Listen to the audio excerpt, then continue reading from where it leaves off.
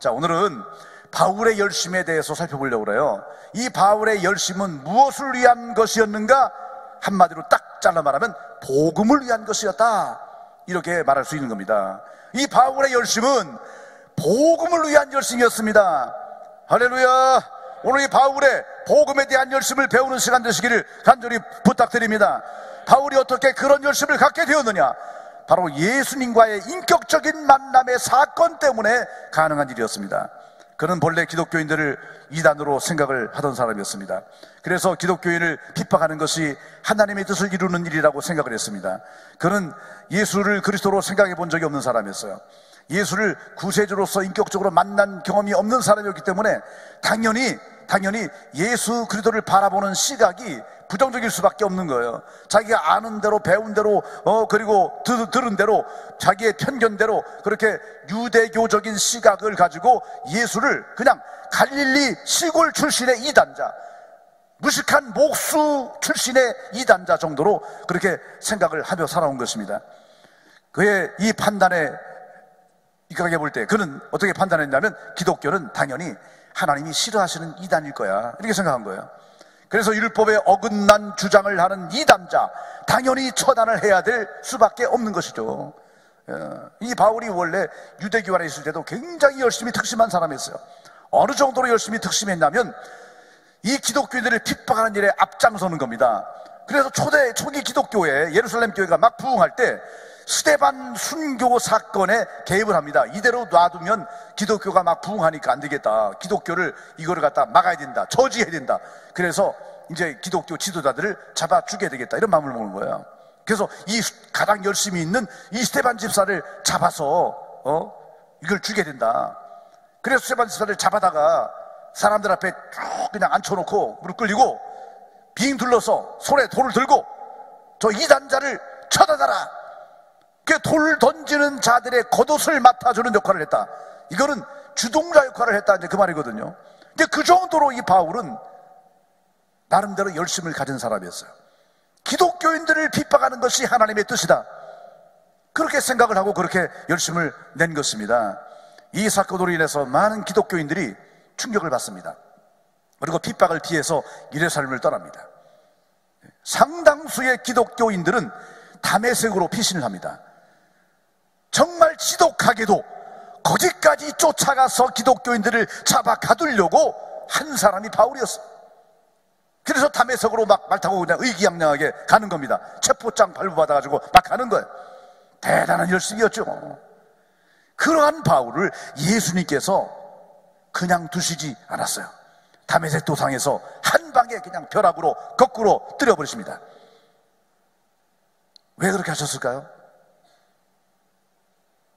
그것은 바로 이방을 위한 큰 그릇으로 그를 택하셨기 때문에 그렇게 하신 겁니다. 정말 우리가 이해할 수 없는 사건이죠. 왜 그렇게 기독교의 극심한 핍박자인데, 기독교인들이 핍박하는 일에 열심을 내던 그런 죄인 중에 괴수였는데, 그런 사람을 왜 하나님께서 그렇게 이방을 위한 그릇으로 준비하셨는지, 왜 그렇게 그를 일방적으로 거꾸로 들이셨는지 말이에요. 우리 인간적 입장에서는 이해가 안 가죠. 이런 똑같은 생각을 당시에 사도들도 했습니다. 그래서 바나바가 이 바울이 이 변화가 됐으니까, 회심을 했으니까 이제 더 이상 핍박자가 아니라 우리의 동역자다, 그러면서 사도들에게 데리고 와서 소개를 시킵니다. 그런데 이 사도들이 어정쩡한 겁니다. 껄쩍지근한 거예요. 세상말로 껄쩍지근해. 왜? 얼마 전까지만 해도 막 기독교를 핍박하고 스데반 집사를 죽게 만들고 막 다메섹의 기독교인들을 막 핍박하러 막 갔던 이런 아주 유대교에 대해서 열심이고 기독교에 대해서 아주 반대하는 일에 열심이었던 이런 사람이 갑자기 변화되었다고 나타나니까 이걸 어떻게 환영해야 되는지, 어떻게 받아들여야 되는지, 그를 볼 때마다 죽은 스데반 집사 생각이 나고, 그러니까 이게 마음 터놓고 대할 수가 없는 거예요. 왜 하나님이 저런 인간을, 저런 핍박자, 저런 포행자, 저런 죄인 중에 괴수 같은 저런 사람을 왜 당신의 그릇으로 쓰시는지 이해가 안 가는 겁니다. 그러니까 환영하지 못하죠. 그래서 바울이 결국 사도들과 함께 하지 못하고 어떻게 합니까? 아라비아 광야로 가 3년 동안을 갔다가 혼자 고독 가운데 지내고, 그리고 아무도 불러주는 이유 없고 아무도 반겨주지 않으니까 자기 고향집에 가가지고 9년 10년을 지냅니다. 그러니까 최소한 이 바울이 회심한 이후에도 12년 13년 동안을 외롭고 고독하게 쓸쓸히 지내는 거예요. 물론 그 기간 동안에 이 바울이 철저하게 사실을 돌아보고 우리 하나님의 복음을 위한 그릇으로 쓰임받기에 합당한 그런 모습과 자세를 갖추기 위해서 열심히 자기를 훈련했겠지요. 하지만 그 기간 동안 이 바울이 얼마나 고심을 많이 했겠습니까? 여러분, 우리가 깨달을 것은요, 하나님께서 쓰시고자 하시면 쓰시는 거예요. 사람이 왜 그런 사람 쓰느냐고 우리가 막 그렇게 하나님 앞에 덤빌 게 없는 것이죠. 모든 건 하나님이 쓰겠다 하면 쓰시는 겁니다. 주가 쓰시겠다 하면 새끼 낙이라도 주님께서 타고 가시는 거예요. 거기다 대고 아유 예수님 낙이를 타려면 큰 낙이를 타라야지 어떻게 그렇게 새끼 낙이 금방 찌그러질 것 같은데요. 이렇게 말할 이유가 없는 겁니다. 주가 쓰시겠다 그러면 그냥 쓰시는 거예요. 사람도 동일합니다. 여러분도 동일한 것입니다. 저와 여러분 모두가 동일한 것입니다. 우리가 부족하고 어리석고 미련하고 죄 많이 짓고 문제가 많을지라도 주가 쓰시겠다 작정하시면 쓰는 거예요. 그런데 우리는 어떻게 되겠습니까? 주님의 사용하심에 합당한 그런 모습을 갖춰야 되는데 그것이 무엇이겠습니까? 바로 우리 안에 열심을 품어야 된다는 겁니다. 이후에 바울이 어떻게 했습니까? 복음을 증거하는 일에 자신의 온 열심을 쏟아붓기 시작합니다. 그래서 3차례에 걸친 전도 여행을 진행합니다. 이 바울이 3차에 걸친 전도 여행을 진행하는데 거리수로만 따져도요 거의 18,000km, 2만 km에 가까운 그런 거리입니다.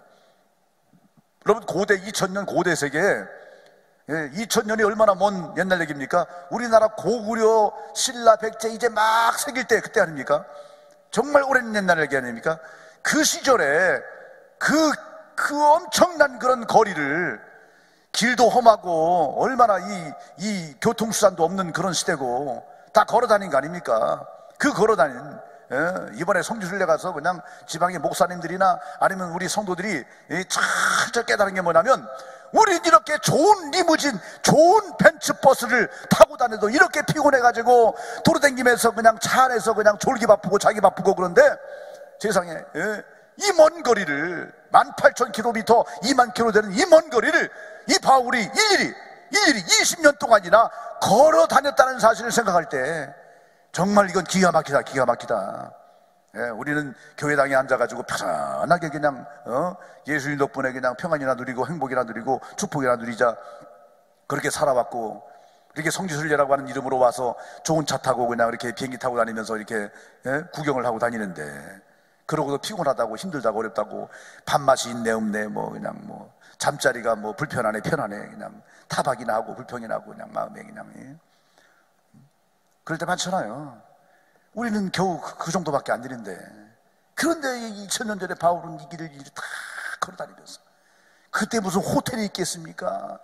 아니면 무슨 그냥 뭐 레스토랑이 있겠습니까? 또 뭐가 있겠어요? 굶기를 밥 먹듯이 하고 그냥 돌아다니면서 얻어맞기나 하고 그냥 감옥에 갇히긴 하고 그냥 얼마나 그냥 말할 수 없는 그런 수단과 고난을 많이 겪었습니까? 그렇게 하면서도 3차에 걸친 전도 여행을 그렇게 다녔다는 이 사실을 생각해 보세요. 복음 전하기 위해서 한 사람이라도 더 만나서 복음을 전해야 되겠다라고 하는 이런 열망 가지고 복음만 전한 게 아닙니다. 수많은 제자들을 세웠어요. 제자를 양육하고 훈련하는 게 얼마나 힘듭니까? 정말 힘들어요. 제자 훈련을 받는 사람도 힘들지만 제자 훈련을 시키는 사람도 힘든 거예요. 그런 일을 갖다가 이 바울이 했단 말이에요. 뿐만 아니라 로마 황제까지 나가서 복음을 전해야 되겠다, 이런 담대한 열심을 품고 그가 일부러 자기가 죄수의 몸이 되잖아요. 황제에게 재판권을 청구하잖아요. 로마로 가서 복음 전하려고. 한마디로 바울의 삶은 예수님과 동일하게 하나님의 뜻을 이루고자 하는 열심이었습니다. 영혼을 사랑하는 열심이었습니다. 그래서 유대인이나 이방인이나 지식과 지식 고하를 막론하고 복음을 전하게 된 줄로 믿습니다. 정말 이 사도 바울에게 있어서 그 모든 사람들은 빚을 갚아야 될 대상처럼 여겨지게 된 겁니다. 그 스스로를 가리켜 복음의 빚진 자, 나는 복음의 빚진 자입니다. 때문에 나는 복음의 이 빚을 갚아야 되겠습니다. 내가 이 빚을 갚는 방법은 열심히 다니면서 복음을 전하는 것입니다. 목숨 걸고 복음을 전하는 것입니다. 고난이 올지라도 복음을 전하는 것입니다. 이렇게 표현을 하고 있는 것입니다. 오늘 저와 여러분 가운데도 이 바울처럼 이 복음 전도에 대한 열심이 품어지기를 주님의 이름으로 간절히 축원합니다. 이런 사도 바울의 열심을 오늘 몇 가지로 정리를 해보겠습니다. 첫 번째, 바울의 열심은 무엇이냐? 하나님의 뜻을 이루기 위한 열심이었습니다. 할렐루야. 함께 따라해 보시겠습니다. 하나님의 뜻을 이루기 위한 열심. 아멘. 저는 빠르게 해도 여러분은 천천히 하셔도 괜찮아요. 하나님의 뜻을 이루기 위한 열심. 아멘. 이 바울은 열심히 특심한 사람이었어요. 본래 성격적으로도 그렇고요. 뭐든지 열심히 하는 사람이었어요. 이게 바울은 그 분석을 해보면 그래요. 이 바울이 장막 짜는 텐트메이커였잖아요. 텐트메이커. 장막 짜는 일. 그 일도 굉장히 열심히 한 사람이었어요. 그래서 이 전도를 하면서도 전도 자금을 만들기 위해서 자기가 직접 장막 짜는 일을 하면서 그걸로 돈을 벌면서 전도를 하잖아요. 그 정도로 열심히 특심한 사람이었어요. 이 예수님 믿기 이전에도 그는 유대교에 대해서 굉장히 열심히 특심한 사람이었고요. 문제는 이 바울의 열심이라고 하는 것이 속도가 문제가 아니라 방향이 문제였다는 거죠. 그는 유대교 안에서 율법과 전통을 지켜내는 것이 하나님의 뜻인 줄로 믿고 열심을 품었던 사람이었어요. 하나님의 구원의 뜻으로 오신 예수님을 그리스도로 보지 못했어요. 그러니까 이 잘못된 열심이 그의 눈을 가린 거예요. 잘못된 열심이 그의 삶의 방향을 잘못 정하게 만든 거예요. 그리스도를 발견하지 못하게 된 겁니다. 여러분, 우리가 깨달을 될 것이 뭐냐면, 그리스도를 발견하지 못한 열심, 그리스도를 알지 못하는 열심, 그리스도가 없는 열심, 하나님의 뜻이 무엇인지를 모르는 열심은 헛될 수밖에 없다는 사실을 깨달아야 되는 거예요. 바울이 그런 인생을 살았었어요. 근데 이렇던 바울이 그리스도를 만난 이후에 이전에 자기의 열심이 헛된 것이고 잘못된 것이었고 하나님의 뜻에 맞지 않는 것이었다는 사실을 깨닫게 되는 것입니다. 그래서 그는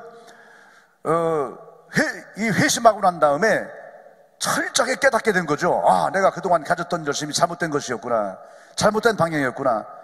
그 이후에 하나님의 뜻인 그리스도 안에서 또 그리스도를 위하여 그리고 그리스도와 함께 복음의 빚을 갚기 위해 열심을 내게 됩니다. 그래서 이런 그의 정신이 바울 서신 가운데 곳곳에 나타나게 되는데, 이런 바울 서신 가운데 보면 엔 그리스도 안에, 그리스도 안에서 이런 말들이 굉장히 많이 나와요.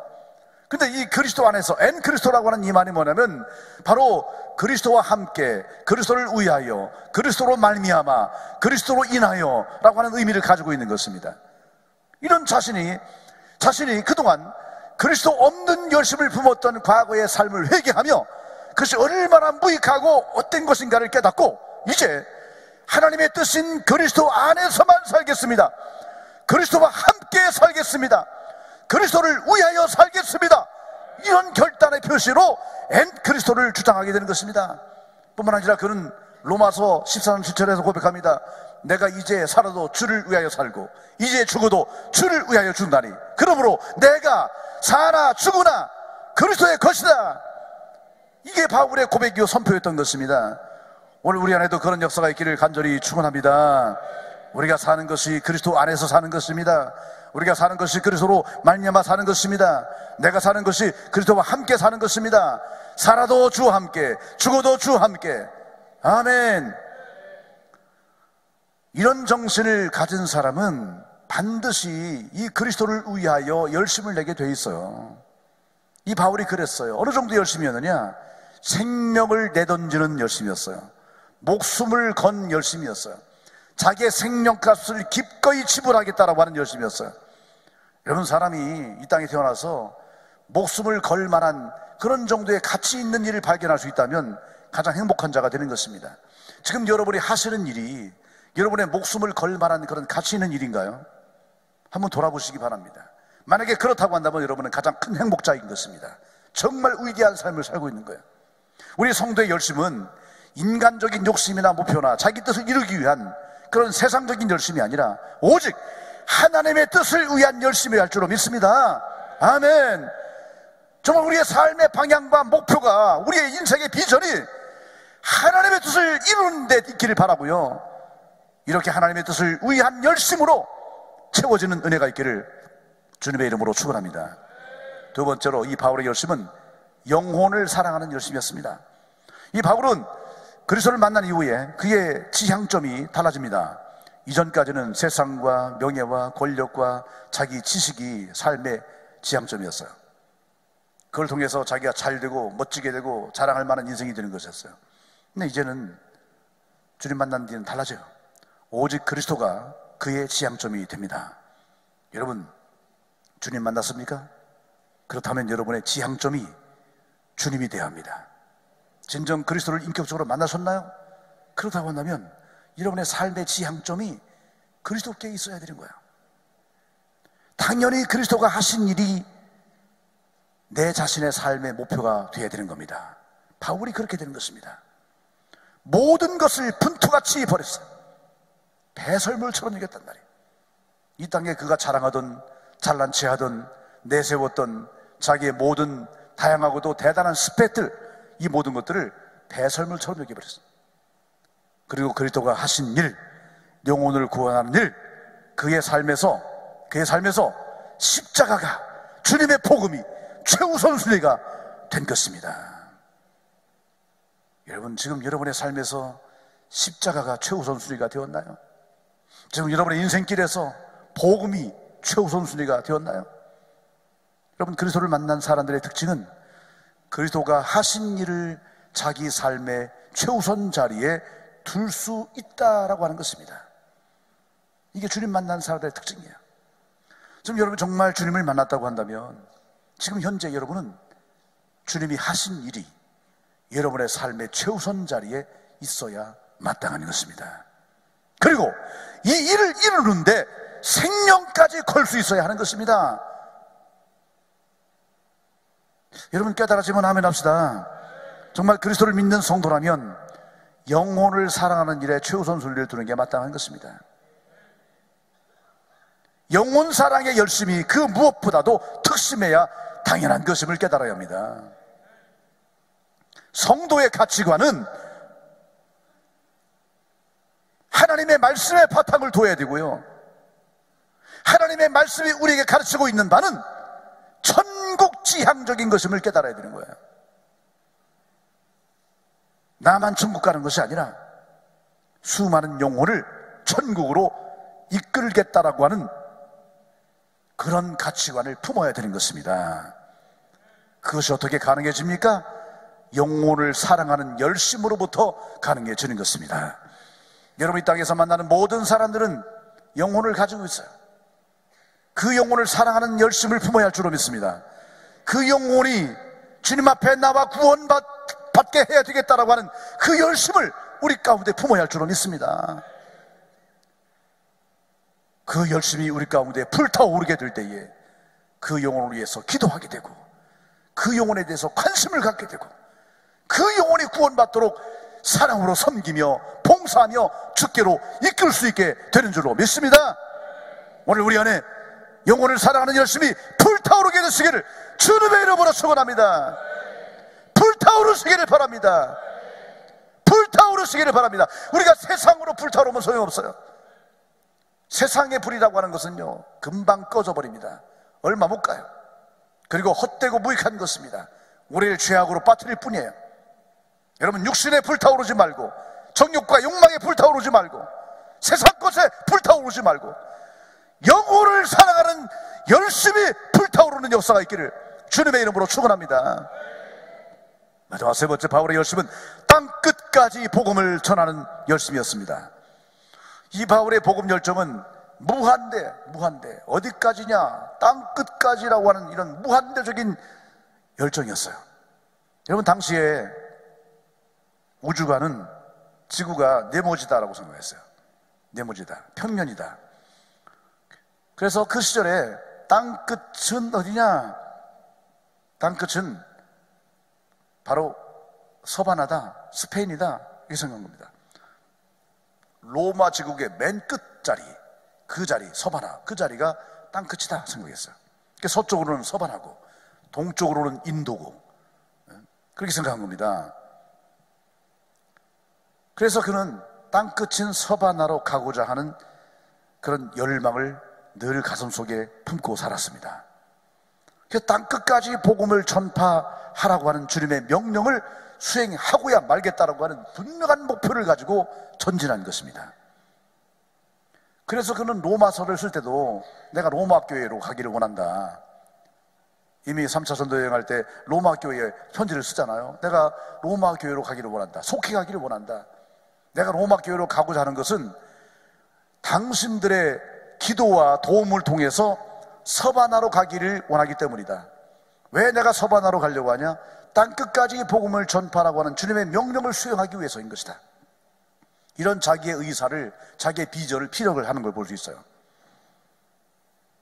이런 바울의 정신이 바로 우리가 품어야 될 정신인 줄로 믿습니다. 그 바로 복음 정신이라는 거예요. 땅끝까지 복음을 전하겠다.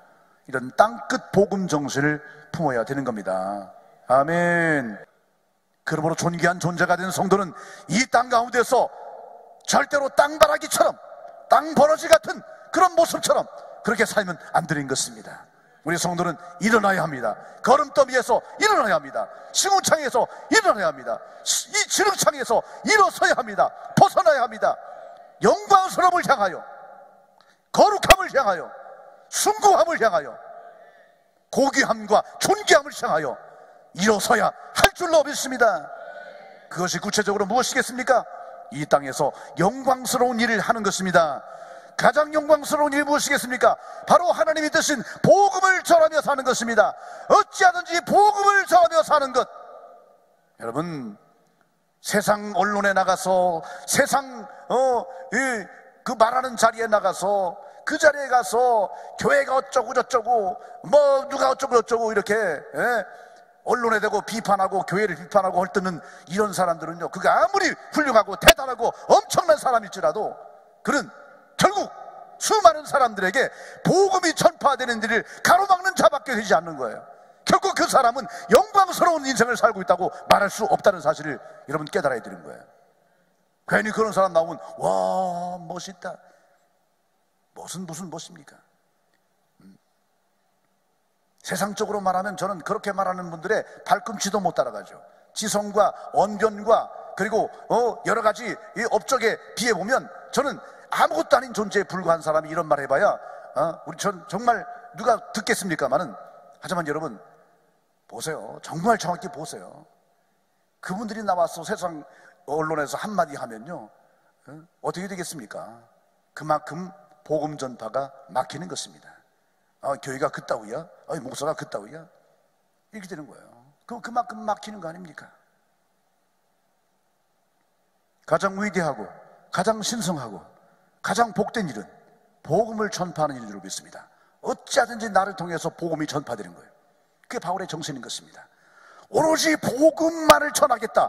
이것이 우리의 정신과 삶이 되어야 할 줄로 믿습니다. 내가 밥 먹고 일하며 세상 사는 모든 만사의 최종 목표는 바로 복음을 전하기 위해서다. 바로 이런 복음 비전을 확립하고 살아가는 그런 성도가 되시기를 우리 주님의 이름으로 간절히 축원합니다.